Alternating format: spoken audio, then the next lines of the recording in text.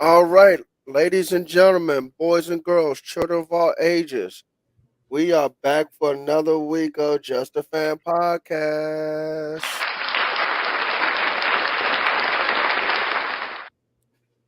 Man, I tell you what, the way we going, we're gonna be running cover two probably from now on. Cause it's been you and me, dude. That's because Steve's still dancing for extra tips at the thermostat, the Dad Bod Show Club. We just called and said, Steve, we got to do a show, get off the pole. And he's like, no, I got to make this money. The money can't make me, but I got to make this money. And I kept telling him, I said, don't let the money make you. Make the money, Diamond, But that's why we still ain't seen Steve on the show in a while. And it's just what it is. And now Tristan is trying to make some extra money because he said he wants a better mixing board and a better video editor program for the podcast. And I understand it because he still want to work for the podcast. But gentlemen, when you get time, can you please wash off all the glitter and the chicken grease and get off the pole and come stop? Look, I had to do lap dances too at one point, at the Dad Bar Strip Club too. But it is what it is. We got to do what we got to do. We got to do what we got to do. I understand that, but we got a show to do, fellas. It's supposed to be 4 of us on the show. That's all I'm saying. So let's talk some football. All right, so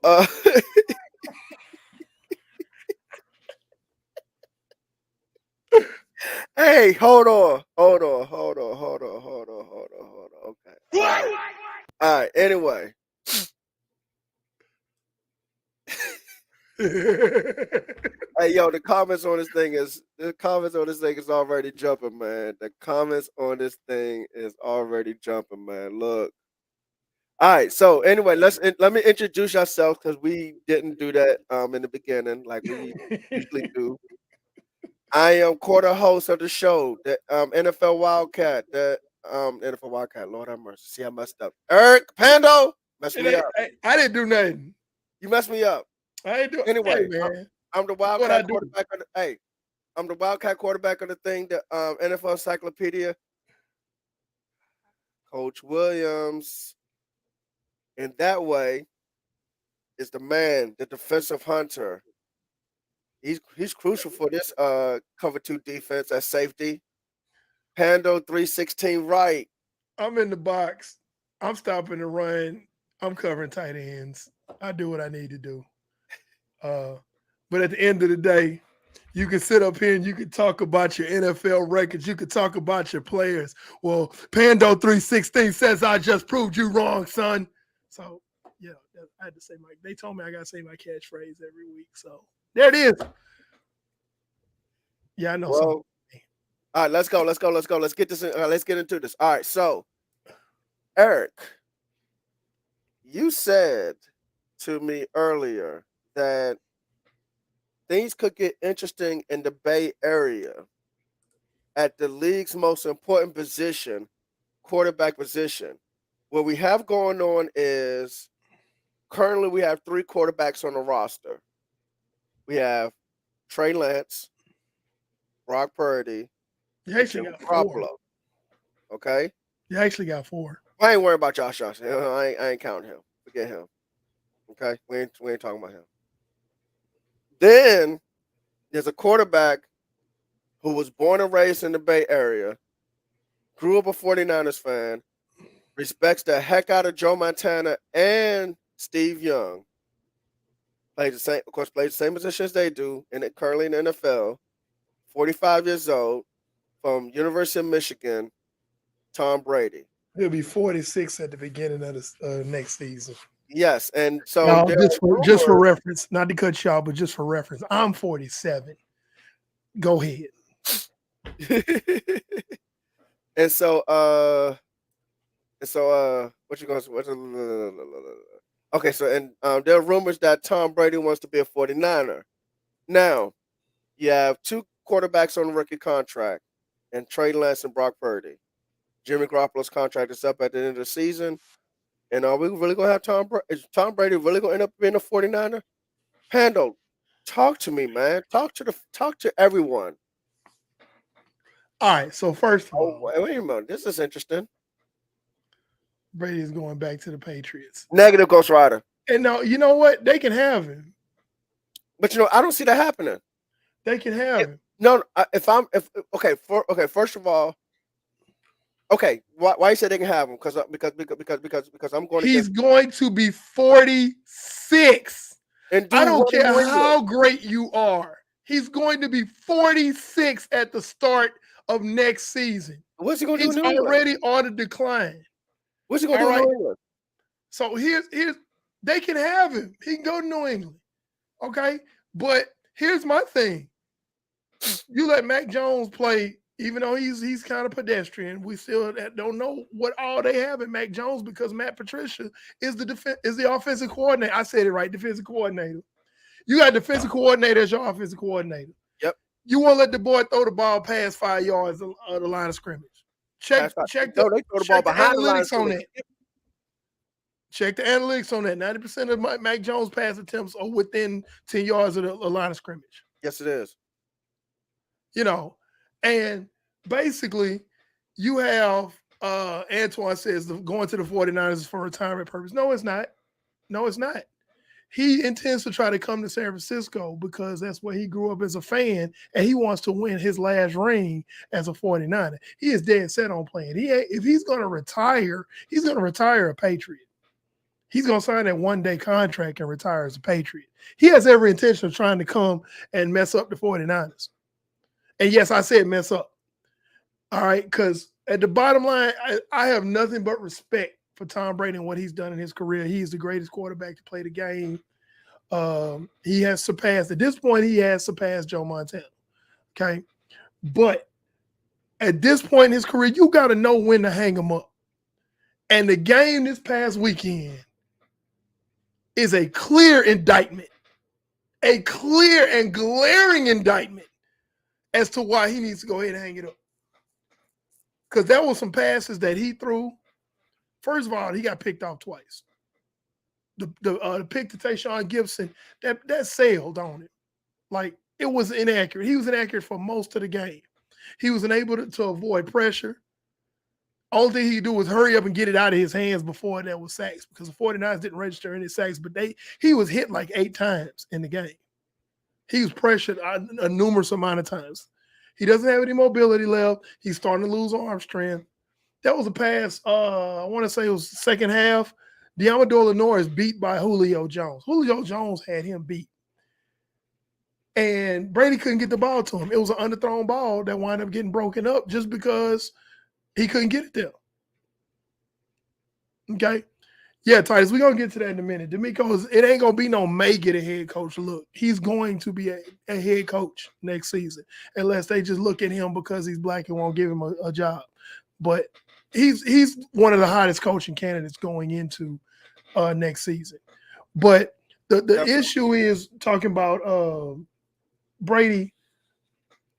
I want to take him completely out of that conversation. And the scary thing is that the powers that be that are in Santa Clara right now are seriously considering, which is lunacy.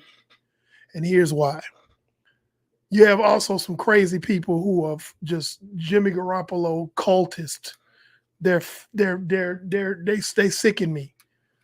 They really sicken me, but then there's still people that's, you know how I feel about that. I had to go off on Steve one time. Jimmy Garoppolo brought the 49ers to this, and he did this, and he took them there. He ain't take them nowhere. I'm going to say it again, like I said before. He didn't take the 49ers anywhere. He rode in the back seat eating chips with his headphones on. The defense and the running game drove that vehicle. Every measure of the 49ers' success has come from the defense and the running game. When we did have success, it was just because Jimmy Garoppolo just didn't screw up.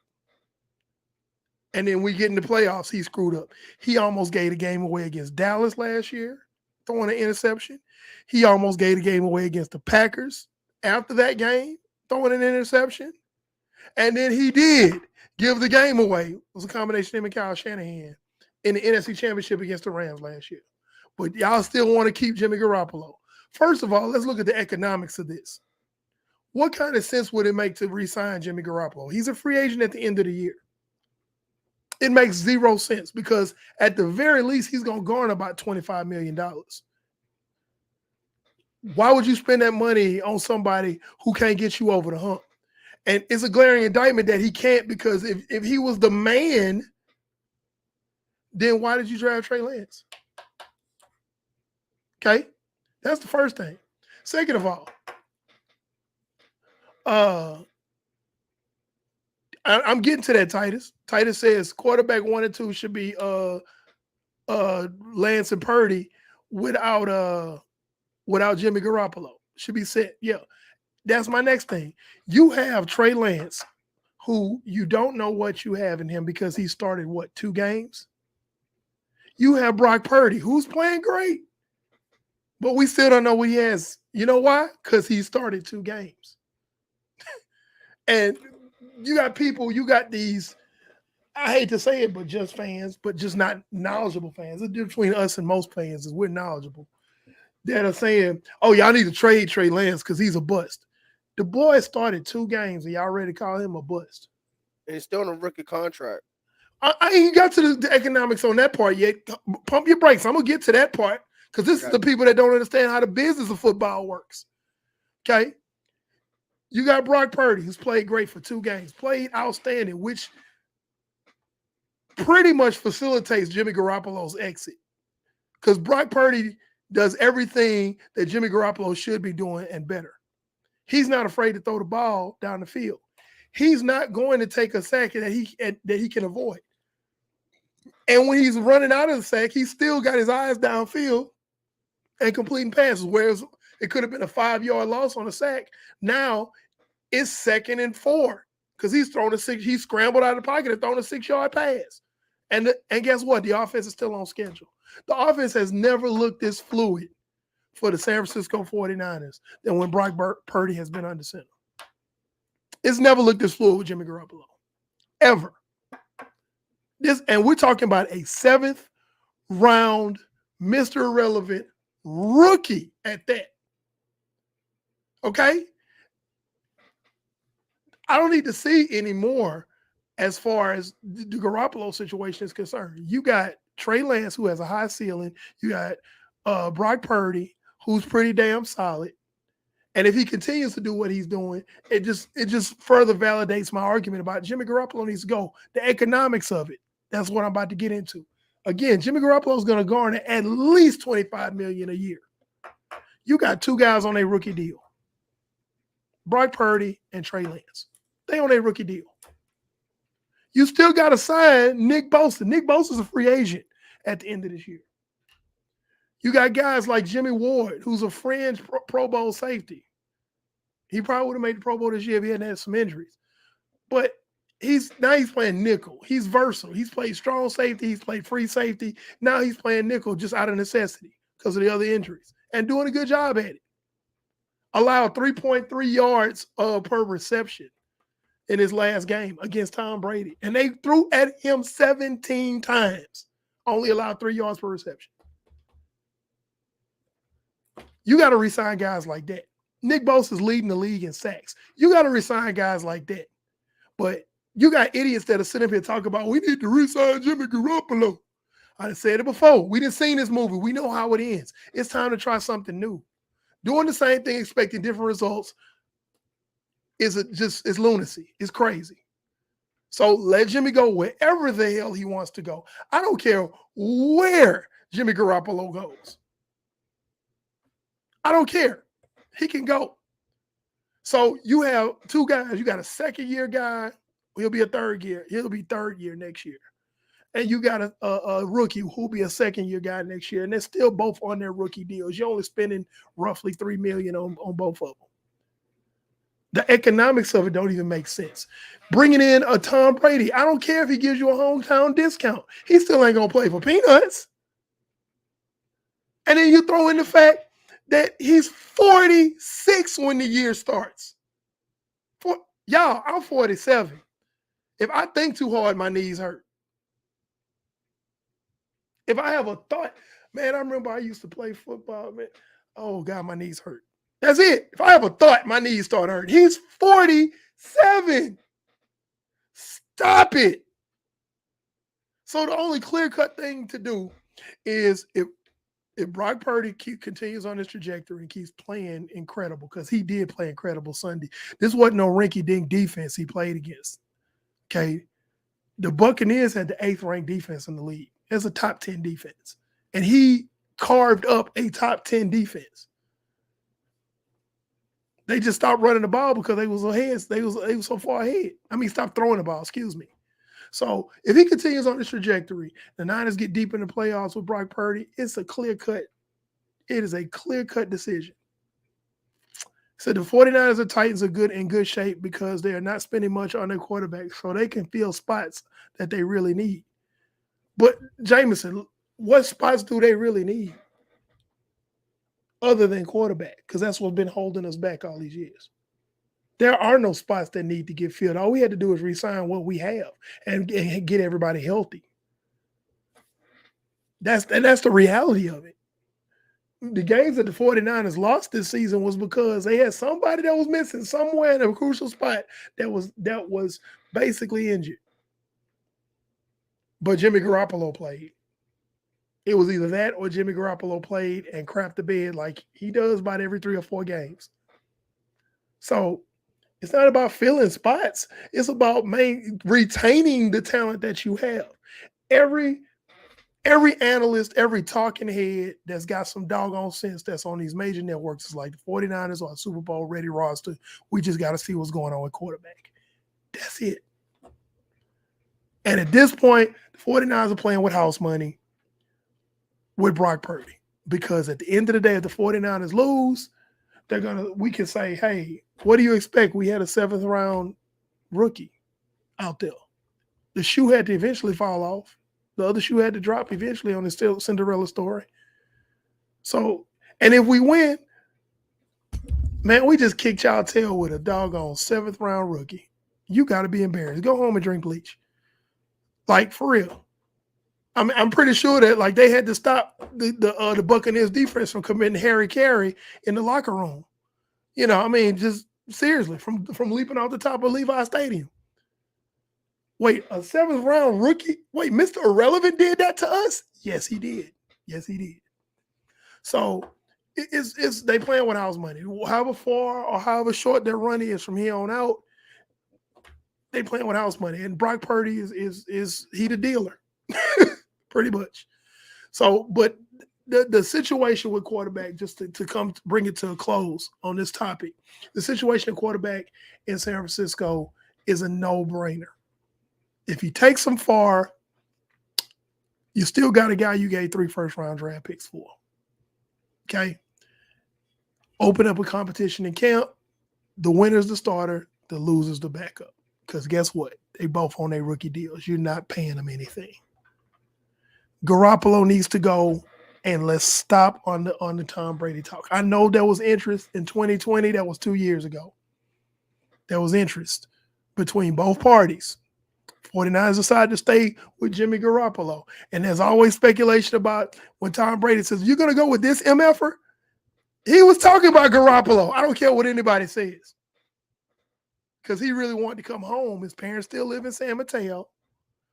You know, So he wanted to come home and he wanted to play for the Niners. You know what? That'd have been great about 3 or 4 years ago, but not in 2023. No, sir. Thank you, Mr. Brady. That's all right. You can go wherever you want to and come see us, and we're gonna still kick your tail. So stop all the foolishness. That's all I have to say. Hey, look, man. In my opinion, Tom Brady just need to retire at the end of the season. Will he? Not sure. I think he should though, because he's done. Yeah, And so, and he has nothing to be ashamed of.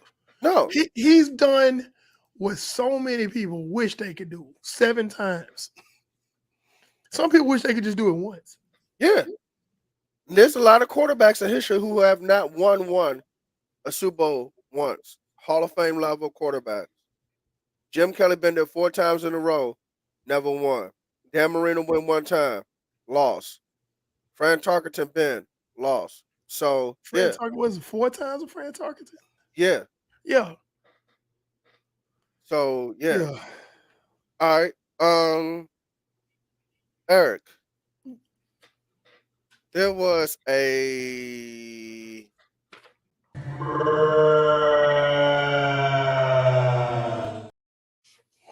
moment over the weekend, It was definitely a bro moment.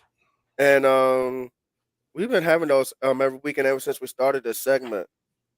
It was Lovie Smith play calling on offense against Now the I'm gonna Dallas go ahead before we get started Cowboys. talking about this. There are a bunch of Houston Texans fans, I believe, in the chat box right now, and Oh, ooh. they pretty much gonna agree with me. They realistic fans. They not crazy. You know. All right, well, go for it then. Explain what happened. So Houston Texas played a phenomenal game this past Sunday against the Dallas Cowboys. I had the Dallas Cowboys as my stone cold lock for the week. I was still right. They still won the game. Cowboy fans, you should be embarrassed. If you running around beating your chest like you King Kong because you beat a 1-10 team, then you're an idiot. You beat a 1-10 team by 4 points. You're an idiot. If you're like, yeah, we the boys. Shut up. Shut up. Okay. Texans played a great game. The coaching by the Texans was great up until the fourth quarter. We them boys. Dak Prescott throws an interception inside of his own 5-yard line. The Texans try to get it in the end zone on 4th down. Bear in mind, the Texans are up 23-20. They're up 3 on the Dallas Cowboys, a team that they supposed to not even have a chance to have beaten. They're on the cusp of winning this game. They make 3 attempts to get in the end zone. They do not make it. They go for it on 4th down and get stopped at the 2-yard line. Dallas goes 98 yards and scores a touchdown. Now it's 27-23. The Texans have to drive the length of the field to try to get a touchdown. Now, you're probably saying, what's the bruh moment, Eric? The bruh moment is the going for it on 4th down instead of taking the points. Kick the field goal. You kick the field goal, it's 26-20. If Dallas still scores that touchdown, which they did, you're only down by 1 point. So what kind of scoring play do you need to win the game with, Brandon? Touchdown. No, you don't need a touchdown. I'm sorry, if you down by 6? Wait, hold on. You're down by 1 if you Oh, kick down the by 1, field you need goal. a goal. Heck yeah. So now you don't have to drive the length of the field no more. And here's the messed up part. Houston had driven to within about 15 yards of their kicker's range. Now that dumb left tackle gave him 2 false starts in a row. That's negligible. But had he not done that, they were 1 pass away from getting in the field goal range and winning the game. Which would have been the biggest upset of the week. Lovie Smith, you get the bruh moment for that. I like Lovie Smith, I do, but that was like, bruh, what you doing? kick the field goal, take the points. And I get it a little bit. He's like, well, we wasn't even supposed to be in this game. Let's go for it all. Let's go push all our chips in the middle of the table and let's just go for it. Let's just do it. No. You got to be cautious. Be bold, but be cautious at the same time. So it is definitely called taking the points, man. And another team that's like that quite often are the Baltimore Ravens. oh my God, take the points. Take the points. Take the points. They have been there were a couple of times they didn't escape, but they've been escaping disaster a lot. And no. It's gonna come back and bite them. And I'm gonna talk about that on my picks, but there's some teams that last minute losses have really been hurting them this year. That's the Baltimore Ravens and the Las Vegas Raiders, which we can get into next. I mean, go for it, Baltimore. We already brought up the Ravens. Let's go for it. Ravens, Raiders, giving up giving up leads. The Raiders, how many? I think it's been 4 games that they've given up leads. 4 games, and they all wind up being losses. They all want to be in losses. I don't want to. There was a time for the bruh moment. We could have gone with the defensive coordinator for the Raiders. Baker Mayfield was on the team for 48 hours. He probably knew maybe a dozen plays out of that playbook. And you allowed him to drive 98 yards on you. Why? Because you're playing man. You're playing man. Why are you playing man in this situation? I know Cooper Kupp's not playing. I know that. I know who's the other guy? Allen Robinson's not playing. But Richard Sherman said it best when he's analyzing the game. He's sitting up there going, hey, they need 7. They don't need 3. Keep everything in front of you and out of the end zone. That's all you got to do. And tackle them in bounds. And let's bleed this clock and get out of here with the W. And the Raiders defense completely crapped the bed on it. It was that touchdown that they gave up, and Tristan's not on because again I think he's dancing at the Pink Hippo tonight. But yes, Eric James, you're absolutely right. The Raiders should be ashamed. But if Tristan had the video board that we could we could show that play that gave up the game-winning touchdown, and they're in man coverage. Why are you in man coverage? I don't understand that. Why are you in man coverage knowing that all they're going to do is pass because there's not a lot of time left in the game? Why would you do that? And now everybody's talking about how great Baker Mayfield is. Baker Mayfield is exactly who we think he is. He is not who y'all think he is. That's not going to fly the rest of the season. Oh, the Rams resurgence. No, the Rams. We threw dirt on the Rams. I threw dirt on the Rams week 1. I'm going to continue to throw dirt on them. We're going to bury this stinking animal. 2 weeks ago, I threw manure on the Rams. Yes, you did. But Baker Mayfield is not finna save y'all. Okay, stop it. I don't know who I'm talking to because, again, what's a Rams fan? What is that? It's like a pink unicorn being ridden by Bigfoot waving at the Loch Ness Monster. So, yeah. So, I don't even know who I'm talking to, but people who, quote unquote, are Rams fans. Hey, man, you see what I'm doing? Come on now. Not the Angels in the outfield. You got to believe, man. Angels on the football field, man. I told you. Yeah. New movie coming out 2023. Give me a movie director and producer. Let's do it. Okay, so believe in the Rams. Yeah, so yeah, but you just take you just gotta take the points. And I'm going back on Lovie Smith again, but you gotta play zone. And they talk about prevent defense, talking about the Raiders now. Talking about prevent defense prevents you from winning. No, it would have prevent them from winning if you'd have played it. And not necessarily prevent defense. They could have played quarters. They could have played 3 deep zone. Do something other Rush than 3, drop 8, have 3 safeties deep. Play coverage, because you know and protect the Baker sideline. Mayfield's gonna throw you one. He's Yes. gonna throw you one if you careful enough. If you watch long enough.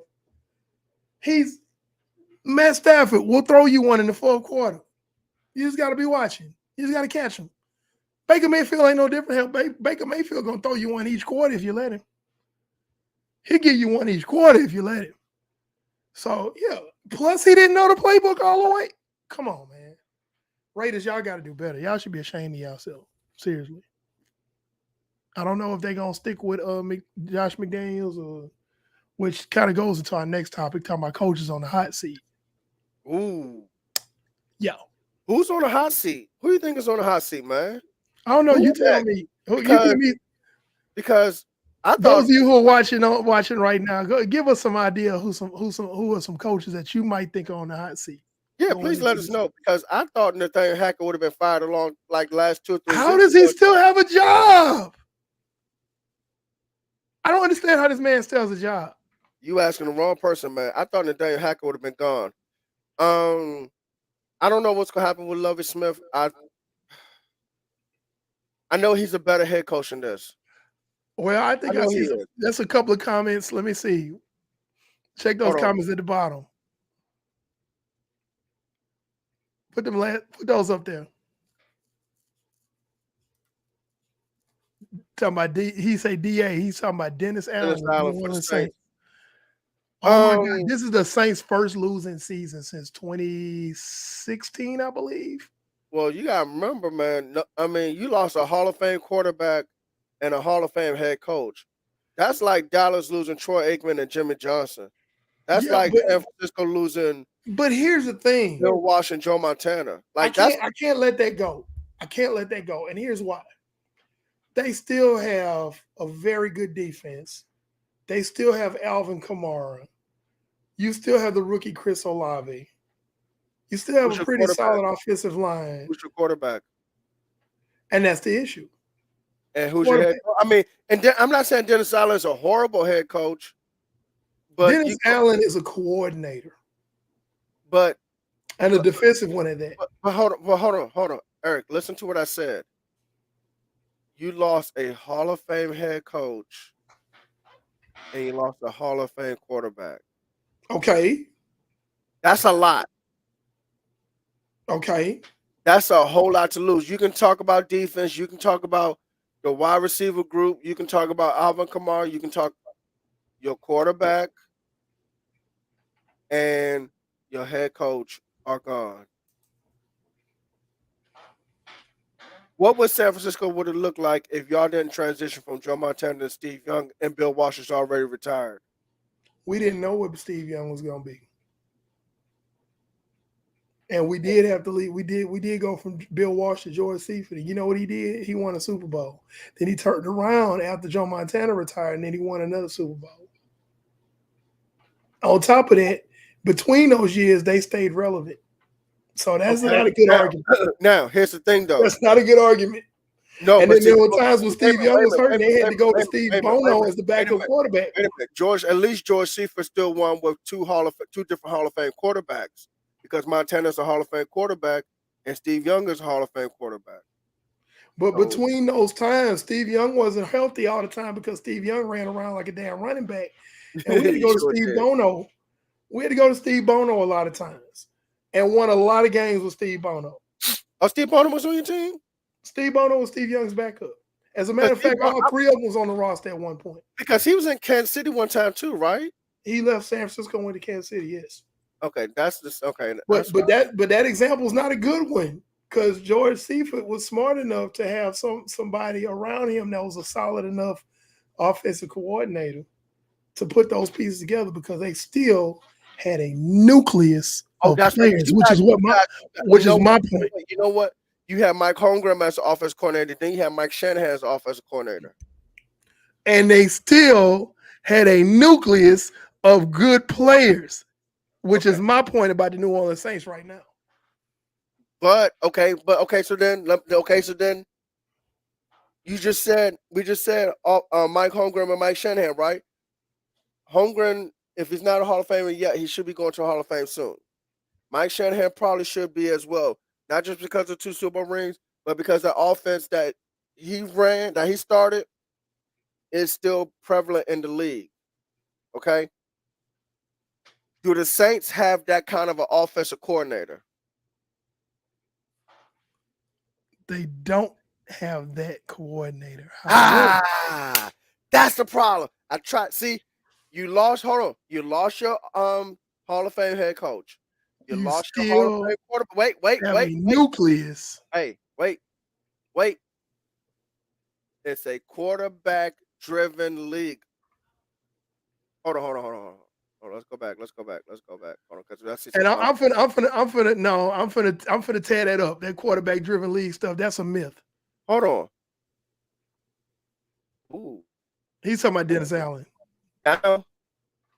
I think he's talking about Dennis Allen. Eric James, are you talking about Dennis Allen?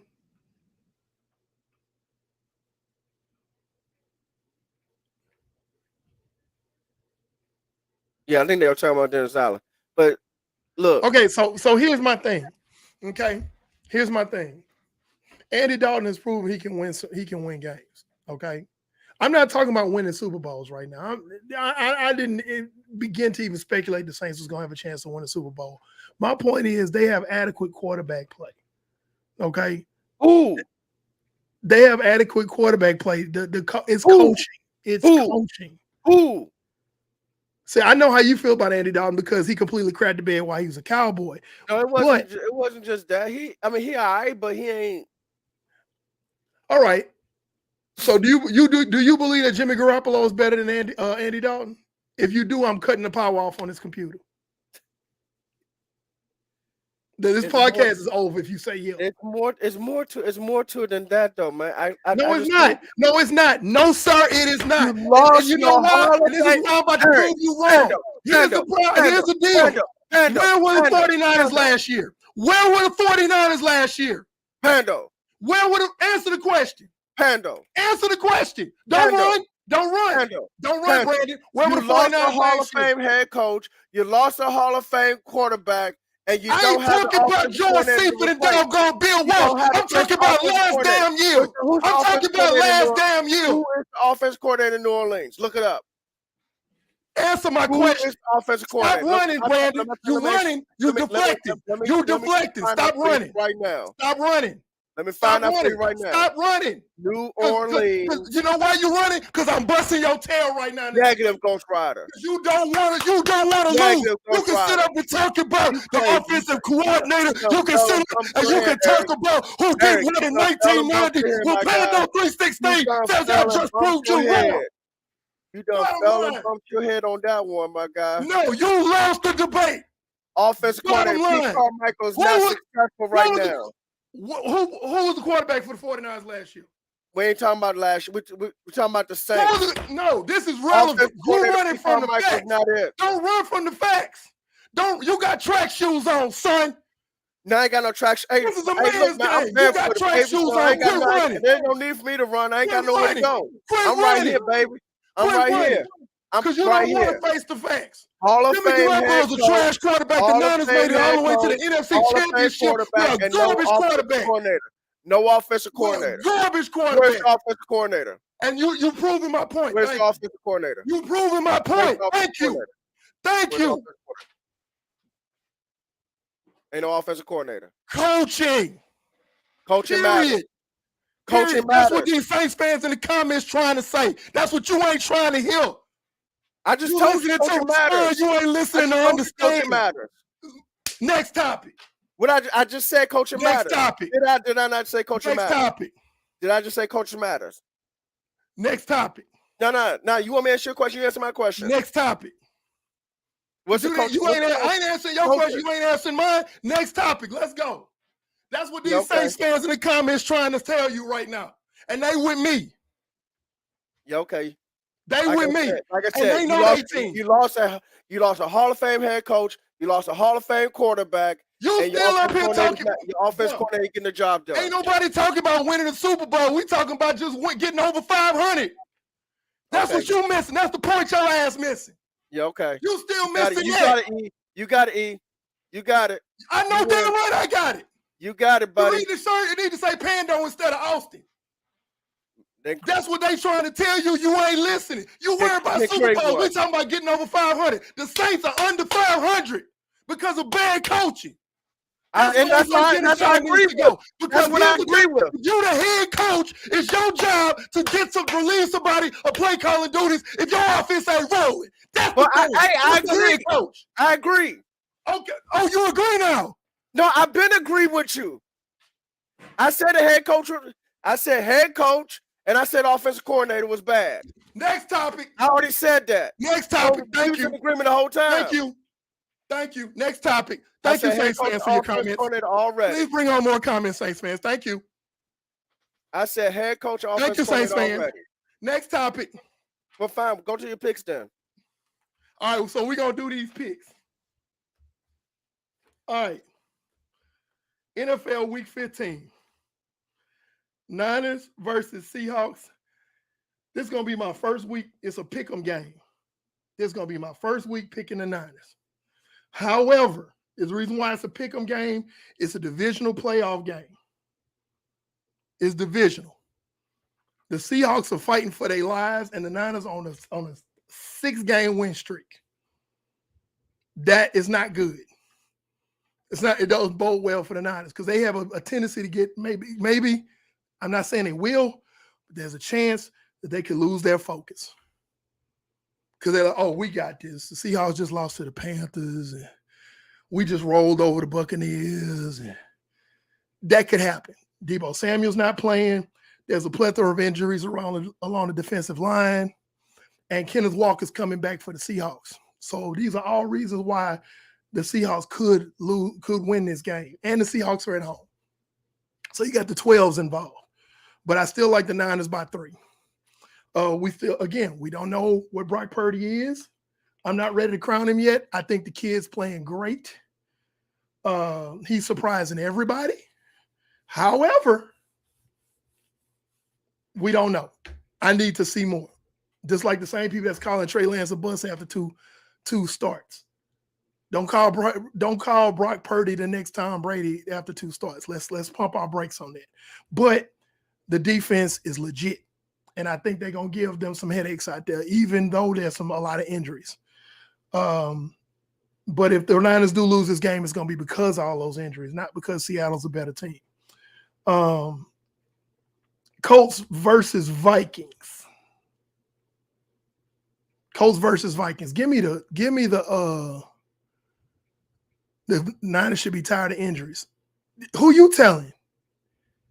Titus, who you telling? Bruh. Yes, we are tired of injuries because here's a fun stat.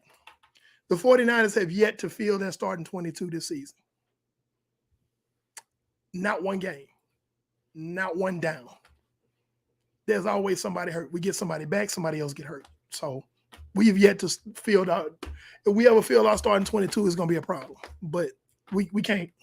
I've been a proponent for firing the strength and conditioning training staff. But anyway, I digress.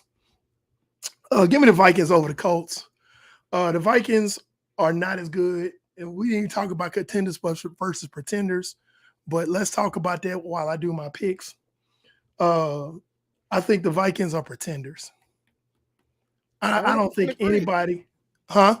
I said 100% agree because Kirk Cousins is not it at quarterback. No. And no. Let me say this about the Vikings. I like what Kevin O'Connell tried to do with the Vikings offense, but because of what he did, they peaked too soon. And people probably caught up to it. And now, they lost to Detroit. And with 4 games left, they're going to struggle to win that division. And when they make it to playoffs, whoever they're playing, they will probably be one and done. Yeah. Especially if they play someone like, matter of fact, not just Detroit. I got Washington beating Minnesota in the playoffs if they play each other. I think Washington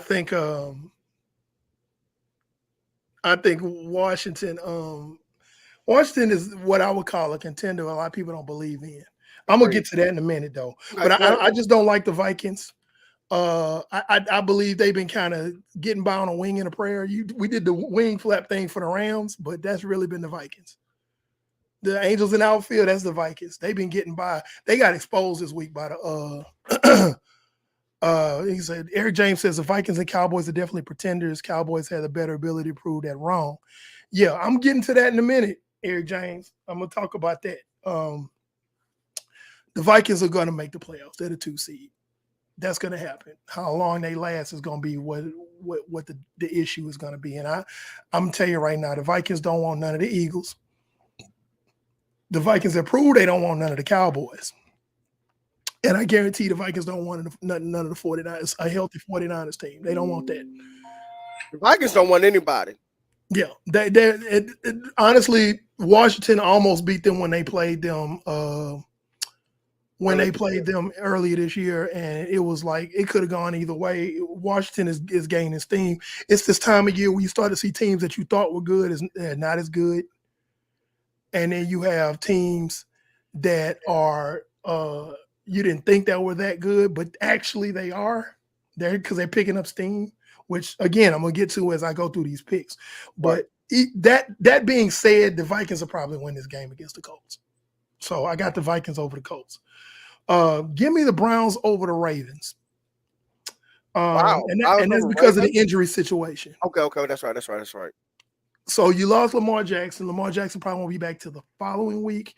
And then Tyler Huntley's out with a concussion. If he plays, they stand a good chance because Tyler Huntley is more than a capable backup. Yes. But I think the Browns play strong enough defense and they have a strong enough run game where they can kind of take this game over. And hopefully Deshaun Watson is slowly but surely getting his rust off. But I like the Browns in a close one against the Ravens because I like the Browns defense better. Give me the Bills over the Fins, over the Dolphins. I don't know what's going on in Miami right now. I don't know what's going on with Tua, man. That boy. That's the thing.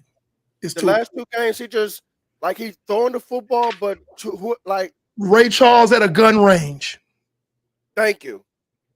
Ray Charles at a gun range. He must think his wide receivers as tall as Sean Bradley and George Marathon. He has been missing these guys badly. I mean, that's some guy, and you can't blame Mike McDaniel because he's scheming a lot of guys open.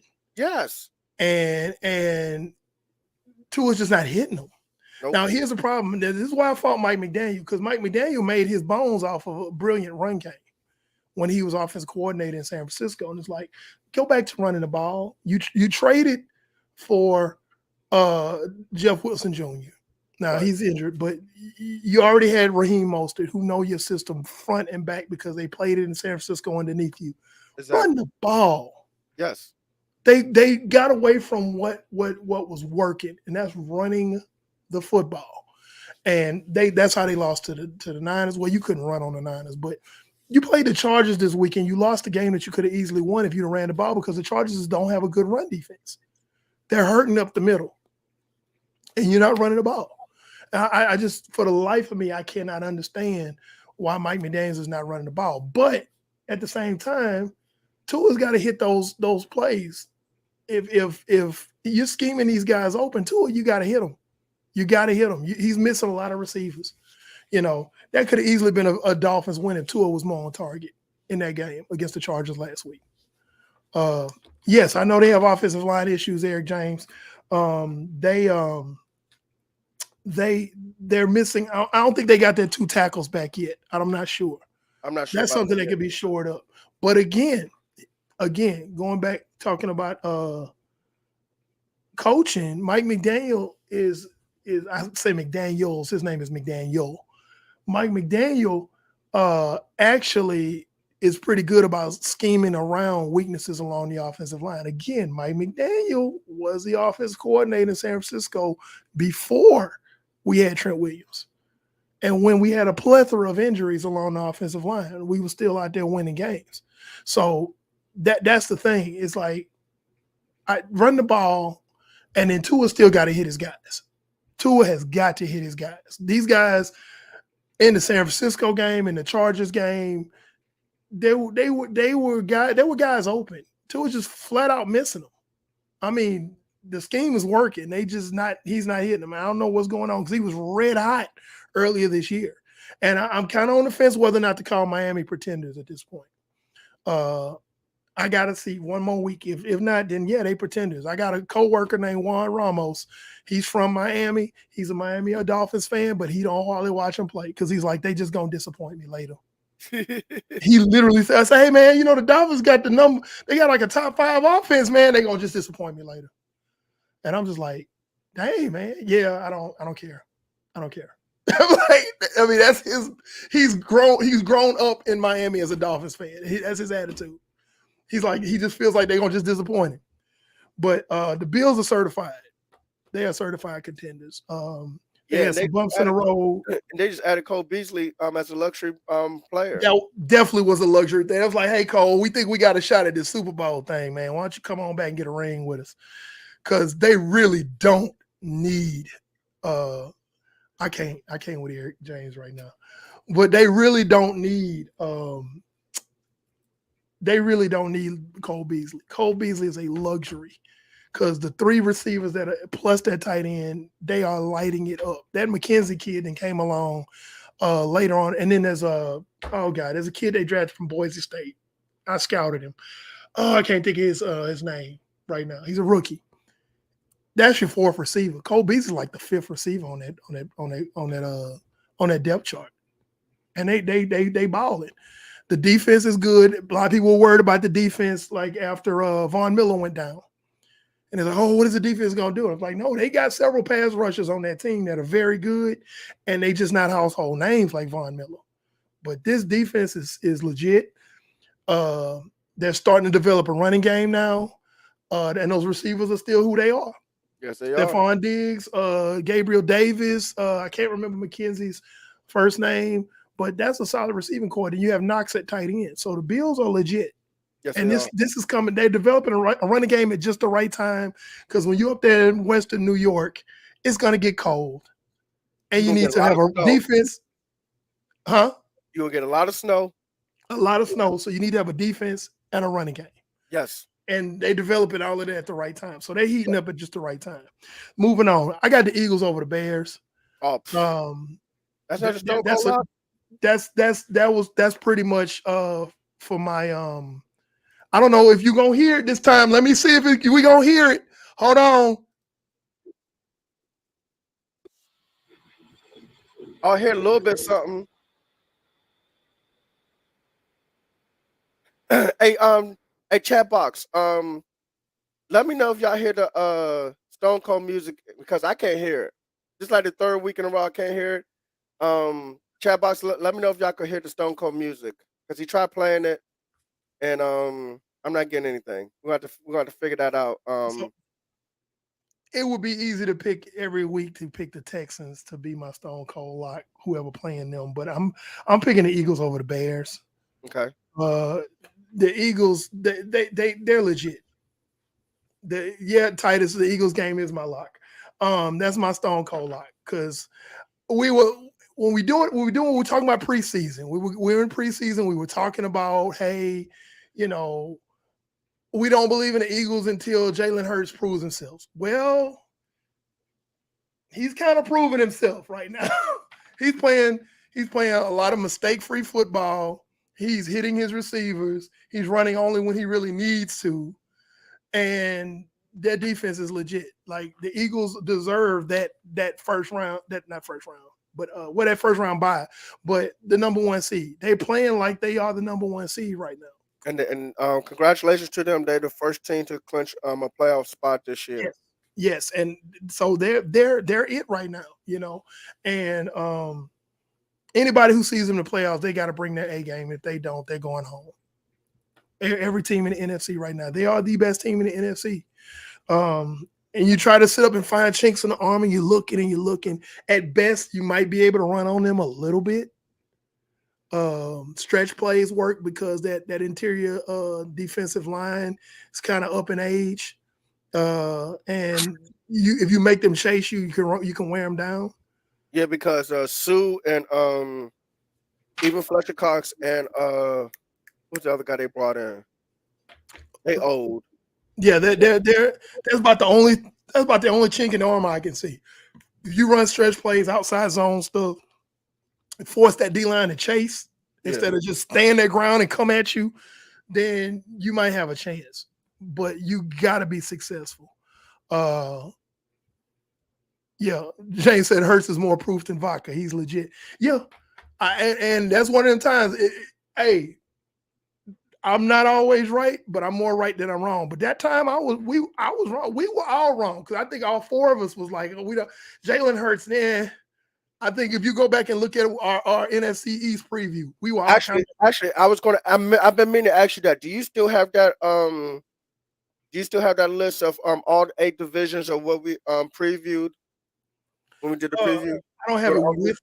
I don't have it with me. No. I'm not saying right now because I think after the regular season's over with, we need to have a segment on that.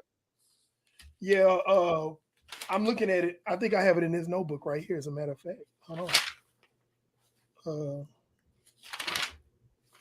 AFC East, NFC East. Yeah, we had Dallas, Eagles, Commanders, and Giants. That's what we had. Wait a minute, all 4 of us? Mm-hmm. The Eagles in second? I guess so. Okay, never mind. We had the Cowboys, the Eagles, the Commanders, and the Giants. That's what we had. It's in my notebook right here. That's what we had. But because we were all like, on Jalen Hurts. We knew they put together a great nucleus, but we were like, yeah. We were like, but Jalen Hurts is proving us wrong at this point. And it wasn't just the quarterback, it was also the head coach, too. Yeah.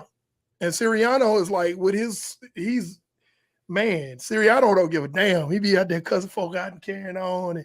And I kind of dig it. But yeah, the Eagles are legit. They're a legit contender. Honestly, and I'm not trying to hate on things. I still think that's going to backfire on him one day, though. Oh, no doubt. They gonna lose a game or two somewhere.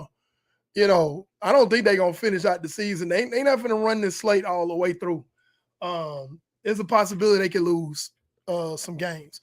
But the thing about it is their strengths are the other teams that they play in weaknesses. That's the thing. It's like they what they do well, other teams don't defend well against, or they don't have offense well for. So it's like they at the right time. They got all the right stuff at the right time. So I really don't like the Eagles that much, but they it right now.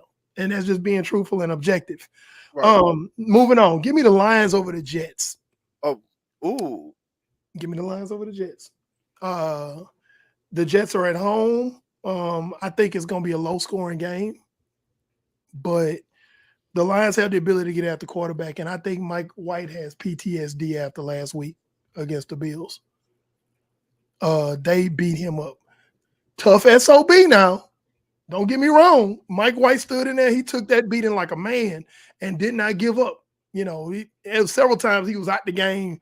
There was a couple of times I thought they literally killed him. I thought I witnessed a murder on screen.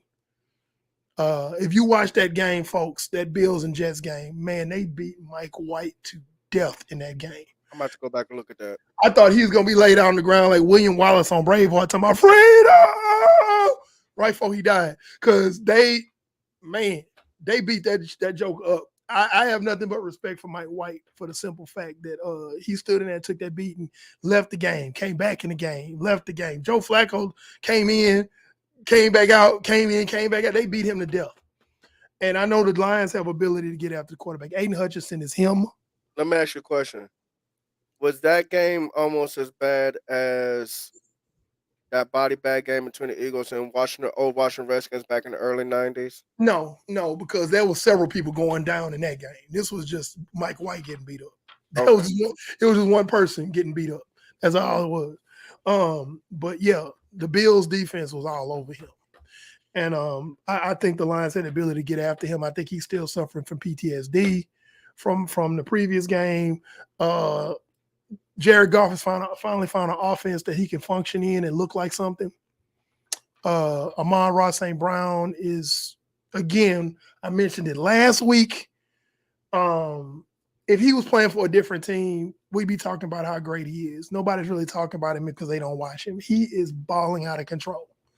If you don't watch all the games, then you just don't know this because they don't get a lot of publicity.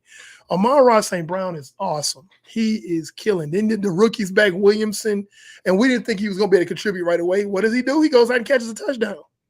First catch. First catch is the touchdown. Yes. Yeah. So I mean, now they got another weapon that's viable alongside Amon-Ra St. Brown, and here's another team that's heating up right at the right time. I'm not gonna say they contenders. I'm not gonna say that. They in a different category. They are one of them teams that they threw dirt on them before the first game was played. Yes, Detroit is growing in front of everyone's eyes, as Titus Ross said. No, everybody had dirt on them before they played the first game. They threw dirt on them. They was ready to bury them. This is a team that, I'm gonna be honest, I don't even want to see them. As a Niners fan, I don't want to see them in the playoffs. God forbid these jokers get in the playoffs. I'm telling you right now, because you in for a fight. It ain't gonna be, oh man, we finna roll these jokers. You go in there with that mindset and see what happened to you. Let me ask you a question. Can the Detroit Lions still be contenders even if they don't make it? I can't call them contenders because it's about contending for the Super Bowl, but they are vastly better than anticipated at this point in the year. Okay, so if they don't make the playoffs, are they better than what a pretender would usually be? Yes, because there were no expectations. There was no expectations for Detroit. And that is true. So when you exceed expectations, you killing the game right now. Yes. You know, if you got a kid that you don't think he gonna pass a test and that joker make a B+ on it, you know, that's exceeding expectations. Right. You know, so that right now Detroit is exceeding expectations. They didn't upset some teams. You know, they giving other teams hell. They might lose a game, but they close games. The Lions ain't nothing to play with. Moving on. Give me the Steelers over the Panthers. I like the Steelers defense. They're gonna give Sam Darnold issues. Yeah. Trubisky's gonna start, I believe. If Trubisky starts, it's gonna be a low-scoring game, but I still like the Steelers to pull it out. If Kenny Pickett comes back, then yeah, they're gonna walk away with that one. Give me the Chiefs over the Texans. I only do one Stone Cold lock, but that would have been my other one. I'm just tired of picking on the Texans. They going through so many issues. All right, so this is gonna be a game. Well, I mean, what's his name? Damian Petrie is a hell of a defensive player because he gave Dallas Cowboys fits last week. He's very good. Yeah, very, very good. But there's going to be a game between Kansas City and Houston where Kansas City is going to go about 28-0 or 28-3 or 28 to whatever, and you're just going to flip the station. It's not worth watching. Who's the backup quarterback for the Chiefs? Give me a second. He's probably gonna get some playing time. He's probably. I would go out there and do what I do. Now, granted, Houston's defense is better than advertised. It is. But they could keep it close. But look, Andy Reid and Eric Bieniemy is not going to be like Kellen Moore, and they're going to know how to beat cover two. So let's, my thing is, hold on, what? Oh, here we go. Chad Henne. And Chad Henne is not a bad backup. If they do like they're supposed to, they're going to give Chad Henne some playing time. Yeah. Chad Henne's going to get some playing time. Yes. But now here's the thing. Hubris could set in like it did with Dallas and be like, oh, these just the Texans. Andy Reid's not allowing that to happen. Andy Reid is going to sit here and say, don't do what Dallas did. And let's keep it moving. That's Andy fair. Reid had those guys prepared. Okay. So this is another pick'em game. I got the Falcons just edging the Saints. Even though the Saints are at home. Well, here's why. Marcus Mariota's out for the year. They got the rookie Ritter in for the Falcons. There's no Kyle Pitts. But they still have Cordero Patterson. They still have Drake London. And again, going back to what we were yelling at each other about before, Dennis Allen should not be a head coach. He should be a coordinator. As a matter of fact, I'm actually praying that the Saints fire Dennis Allen so we can replace D'Amico Ryans in San Francisco when D'Amico Ryans get a head coaching job. Because I don't mind Dennis Allen being my defensive coordinator. I think he's a great defensive coordinator. But sometimes folks just got to know how to keep their station. Right. That's what he good. Some guys are just great coordinators, and that's all they're going to ever be. And Dennis Allen's a great coordinator, but he's not a great head coach. So I just like the Falcons over the Saints probably by maybe 3 because they just can't get it together. So Falcons over the Saints.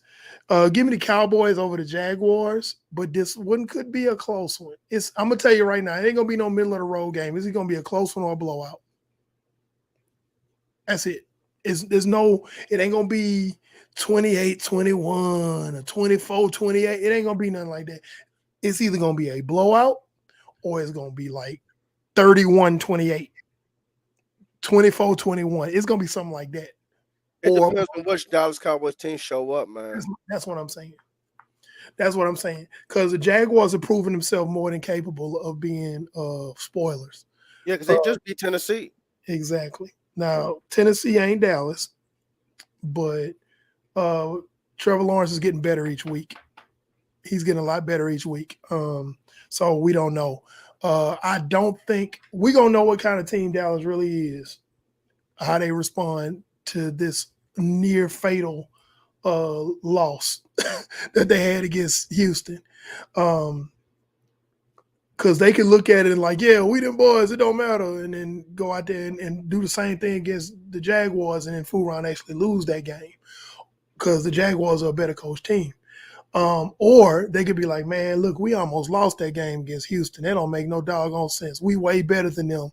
Let's turn it up a notch this week. So it's going to depend on that. If they depend on what they do, the attitude that the team has. If they got the we them boys and we supposed to win just because this star is on our helmet type of attitude, the Jaguars can't upset them.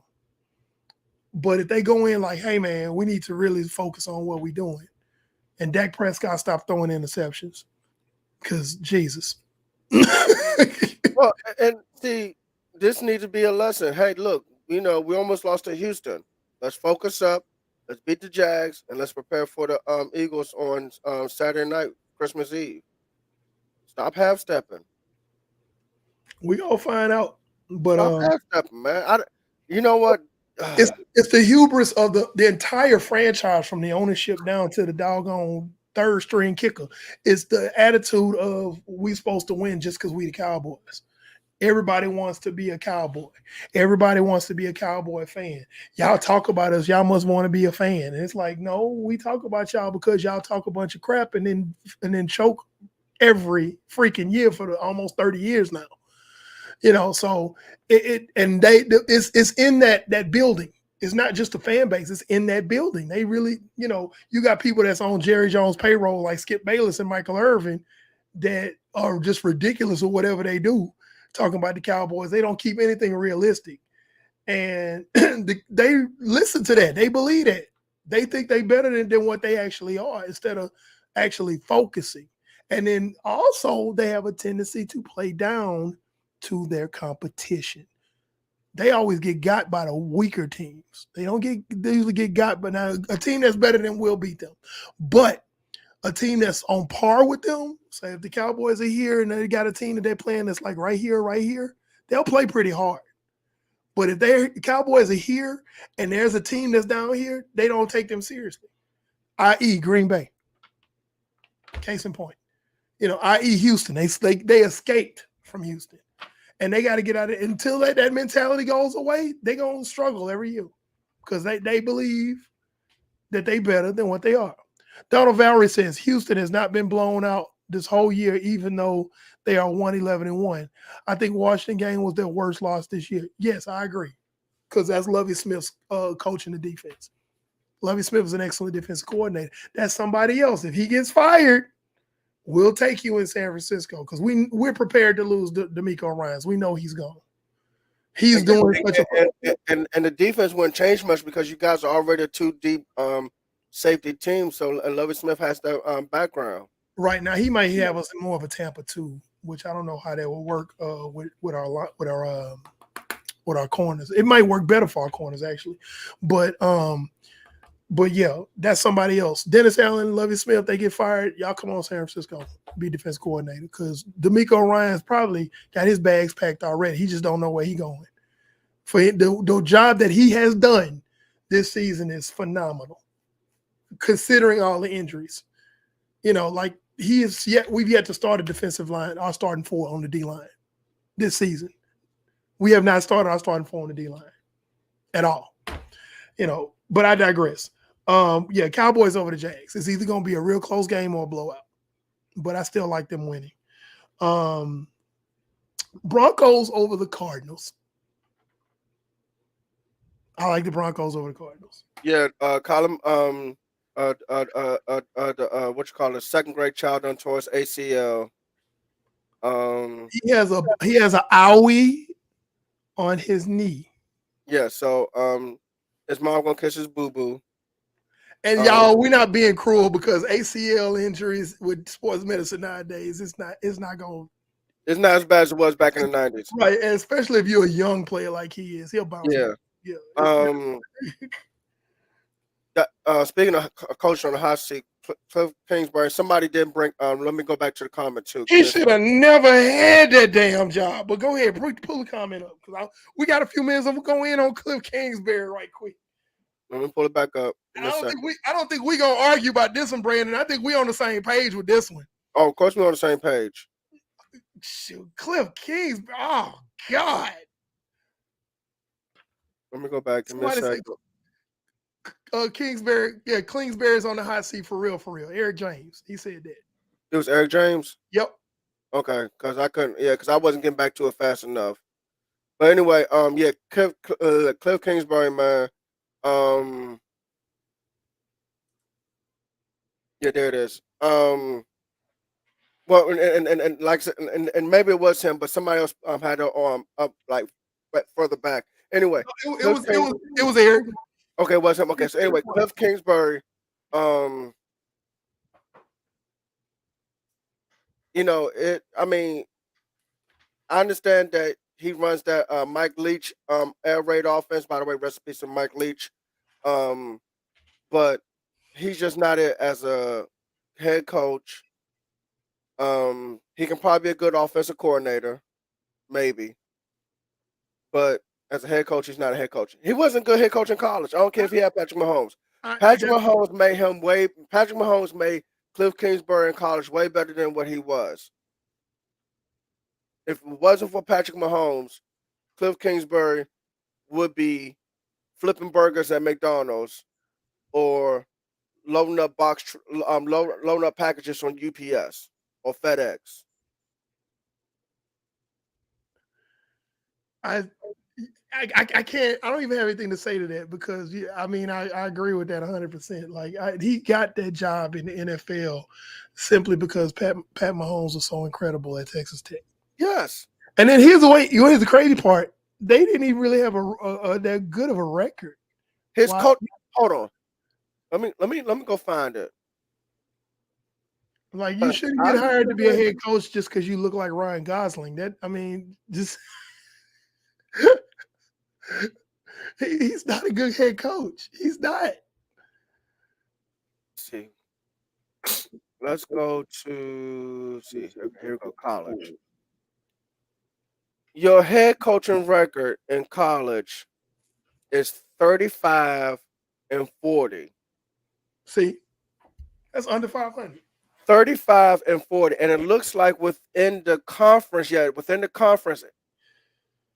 Eric, you don't even want to know the conference record. No, I do want to know. Go ahead. No, you don't. Roll that beautiful bean footage. Let's go. No.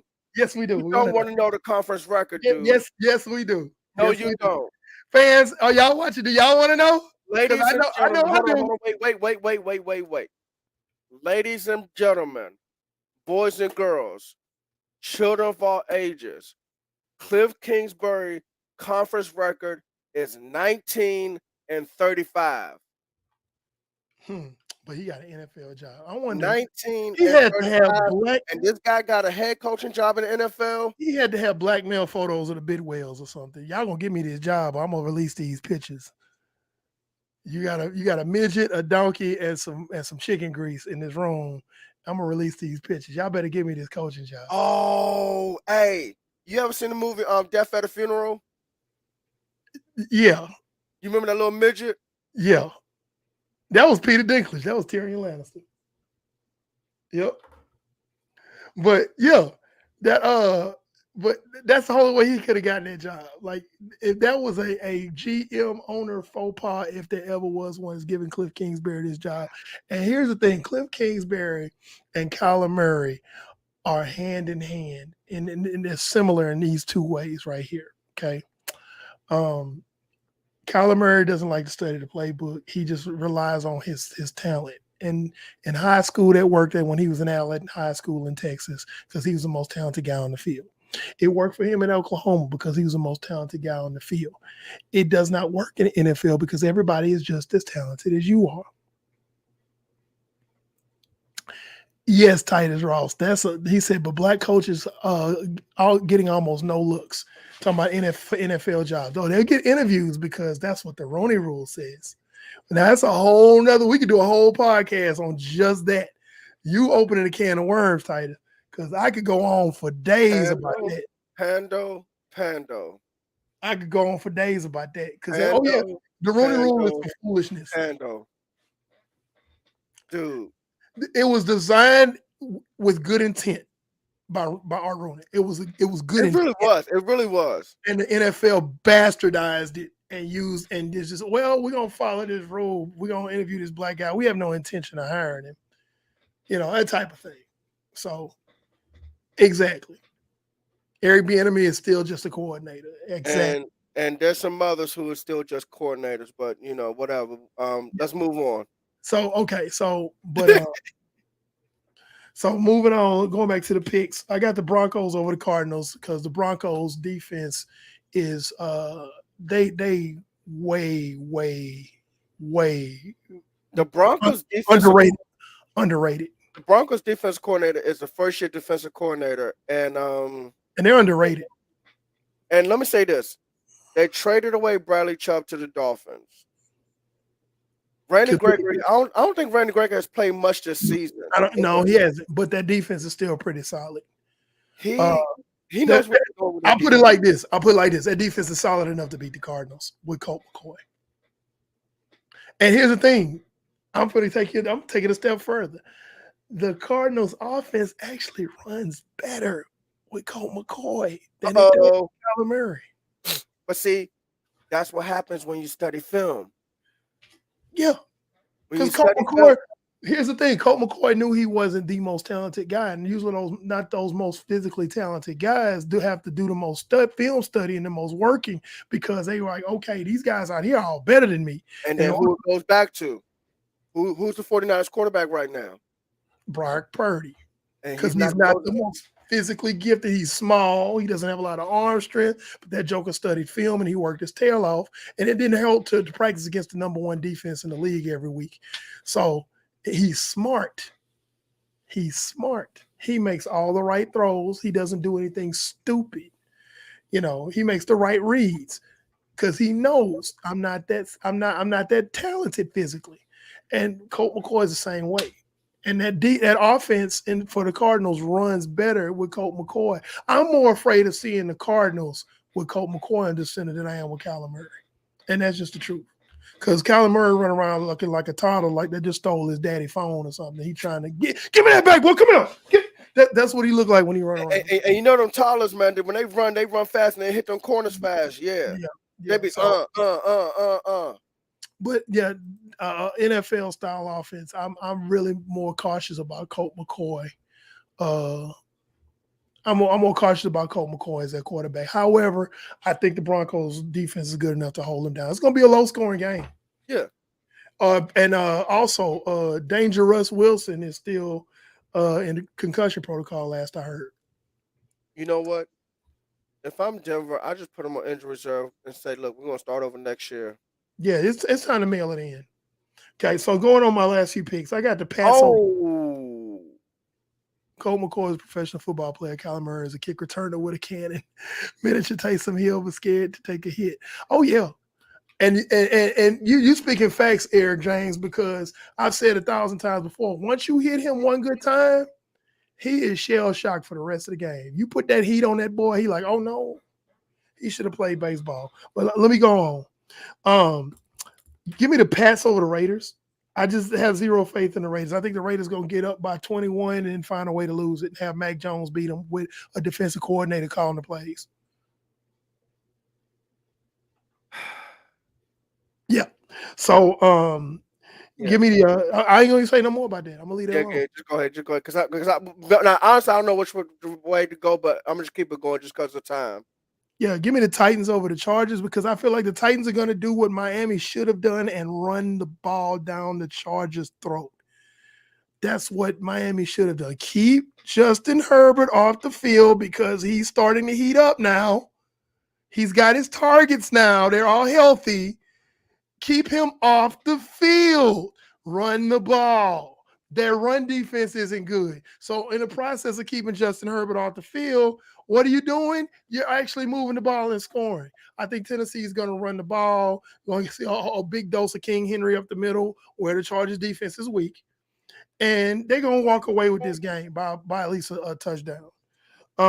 Give me the Bengals over the Bucks. Give me the Bengals over the Bucks. The Bengals are still the AFC champions until otherwise. And right now they're heating up at just the right time. They really with the stuffs. You know, I don't want to say stuffs, but the defense is underrated. Joe Burrow has Jamar Chase back now. Consequently, he traded out Jamar Chase for T. Higgins because T. Higgins, I think he has a hammy. I think it is a hammy. T. Higgins has a hammy now, but Tyler Boyd is still out there. The running game's heating up at the right time of the year. The running game's starting to pick up again. Joe Mixon. Mixon and P. Ryan is a great spell back. The Bucks defense is still solid, but I think if Brock Purdy can carve up the Bucks defense, I'm pretty sure Joe Burrow can. So I got the Bucks. I got the Bengals over the Bucks, probably by I say 10 points. Give me the Commanders over the Giants. Yes. The Giants are now. You talk about pretenders. Yeah. The New York Giants are the New York midgets. Okay. All right. They Peter Dinklage from Game of Thrones. They're the little short guy that was Mr. Parker on Friday. They all of those guys.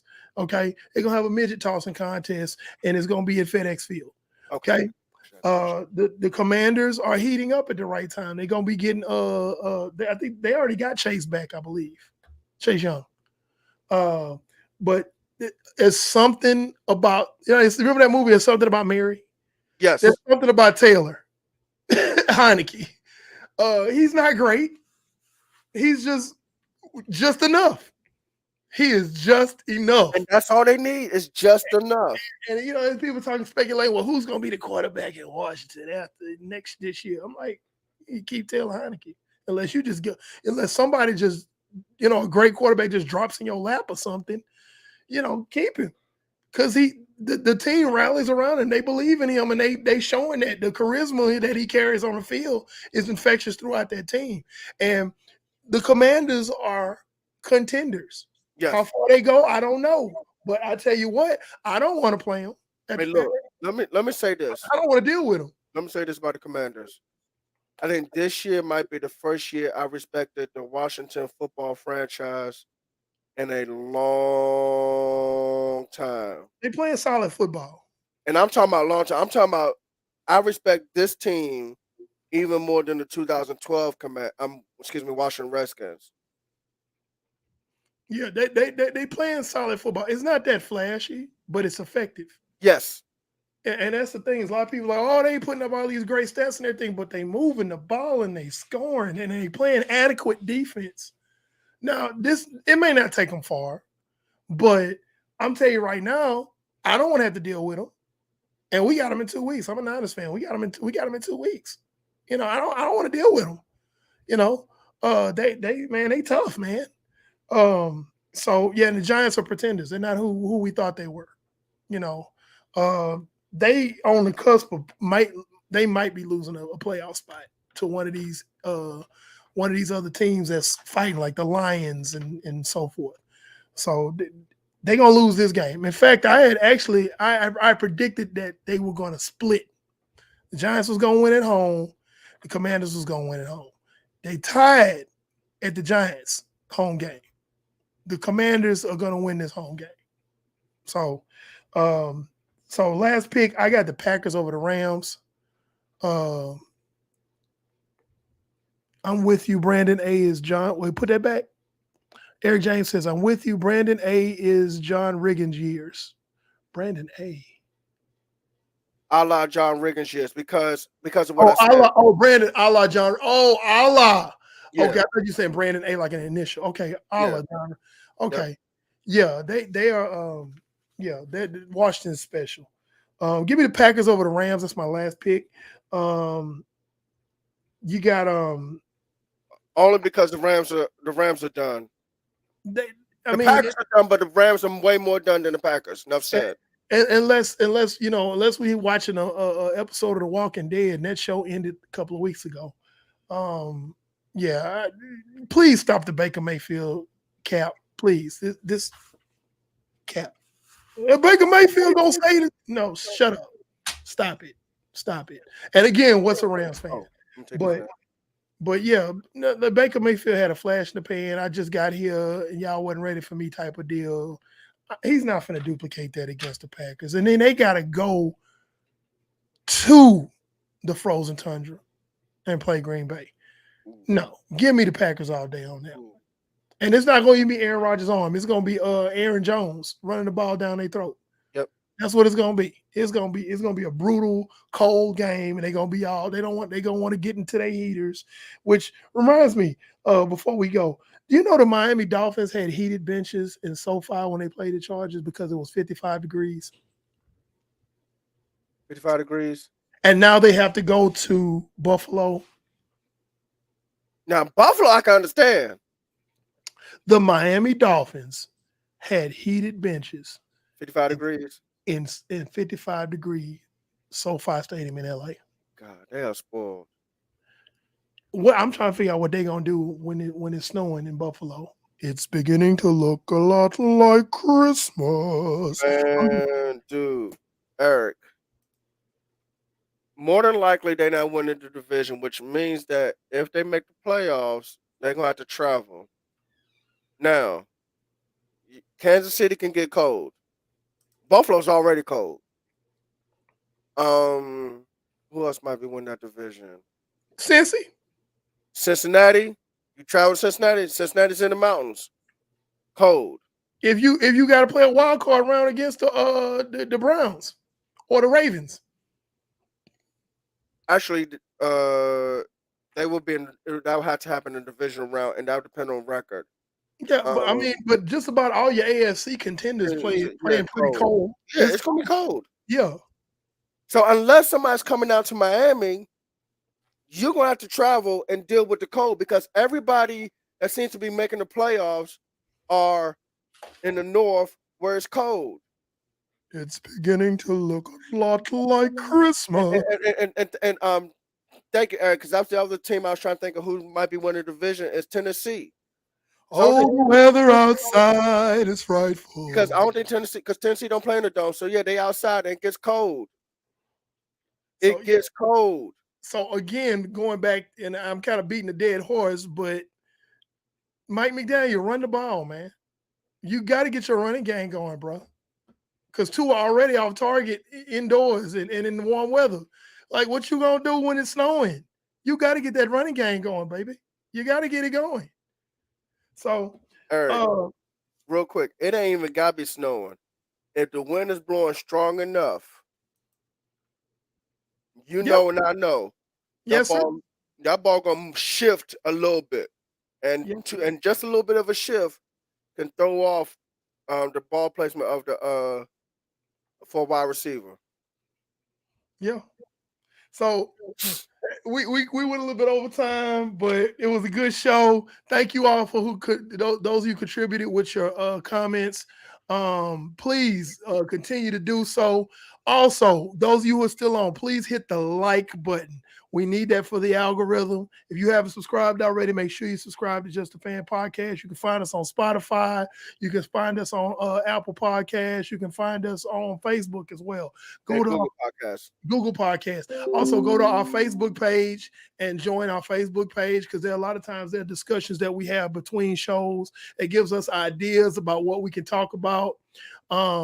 So join our Facebook page. Just go to Just a Fan Podcast, search that on Facebook, and join the page like that. And make sure you get alerts, because we put material in there every day, and we have discussions in there. So thank you for tuning in tonight. Also, real quick, also follow us on Instagram as well, because Instagram, there's about 4 to 5 posts a week that goes up. We're everywhere. Currently, we are live on YouTube, Twitter, and Facebook. So, and Eric gave you the rundown for everything else. So, I'm Coach Williams, the quarter host of the show, Wildcat quarterback of the show, NFL Encyclopedia. That's Pando 316. Pando 316 says I just proved you wrong. There you go. Also, and we're signing off for Tristan TV, and Steve. Evidently, they still doing lap dances down at the Pink. I guess it's murder night. I don't know, but for those of y'all who watch P Valley, y'all get that reference. But yeah, they hopefully we'll get them back sometime soon. But they doing something strange for some change, so they can pay for all this nice equipment that we have. Gentlemen, I just one request before you come on the air: just wash all the glitter and the grease off before you come on. This is a professional show. It's a family show. Good night, everybody.